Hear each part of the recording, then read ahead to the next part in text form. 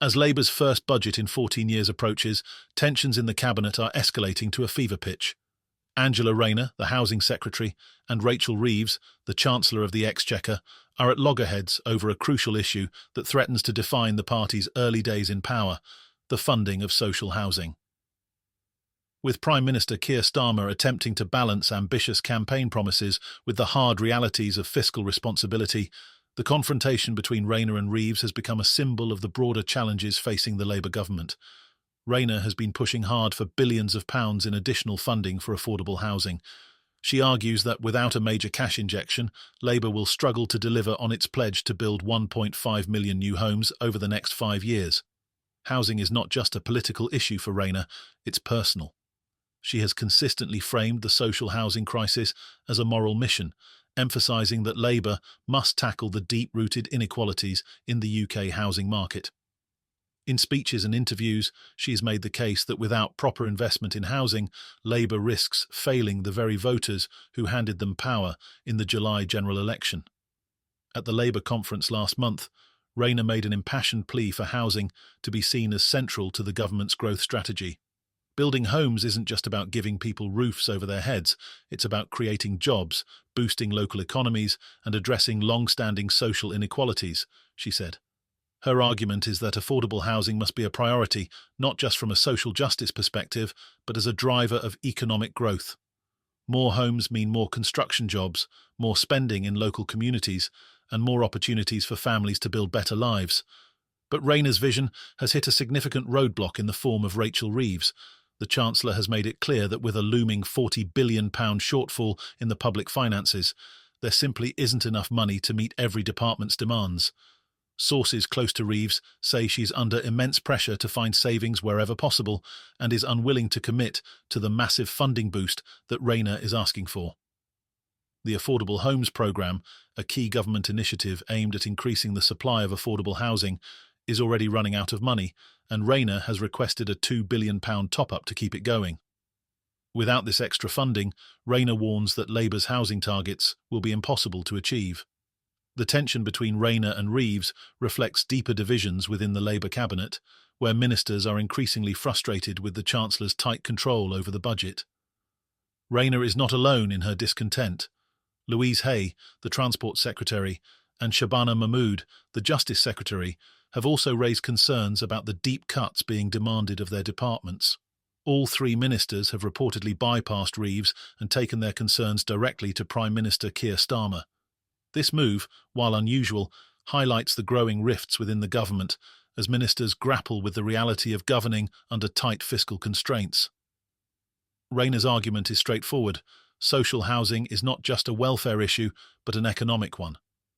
She has pointed out that the lack of affordable housing is holding back economic growth, particularly in regions where the housing crisis is most acute. If people don't have secure, affordable homes, they can't contribute fully to the economy.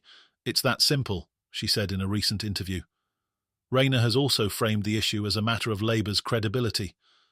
We were elected on a promise to fix the housing crisis. If we can't deliver on that, what does it say about us as a government?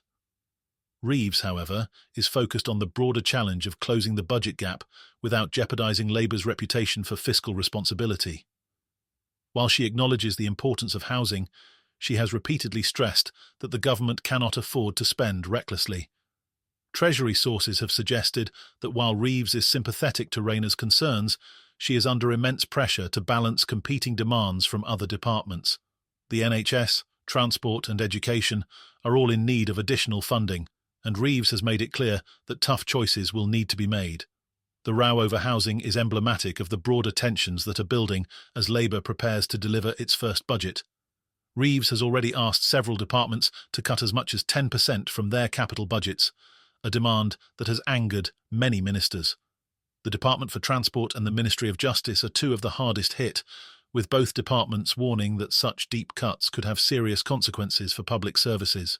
Louise Hay has warned that cuts to transport infrastructure will delay critical projects, while Shabana Mahmood has expressed concerns about the impact on the already overstretched justice system. The Ministry of Justice is facing an unprecedented backlog of cases, and Mahmood has argued that further cuts will only exacerbate the crisis. But Rayner's fight for housing funding has become the most high-profile battle in the run-up to the budget. She has publicly argued that failing to invest in social housing now will only cost more in the long run. The cost of doing nothing is far greater than the cost of building now, she has said, pointing to the billions spent each year on temporary accommodation and housing benefits. Rayner's demands have garnered support from housing advocacy groups, who argue that Labour's promise to build the largest number of new homes in a generation cannot be fulfilled without significant investment. Polly Neate, chief executive of the housing charity Shelter, has called for serious investment in social housing.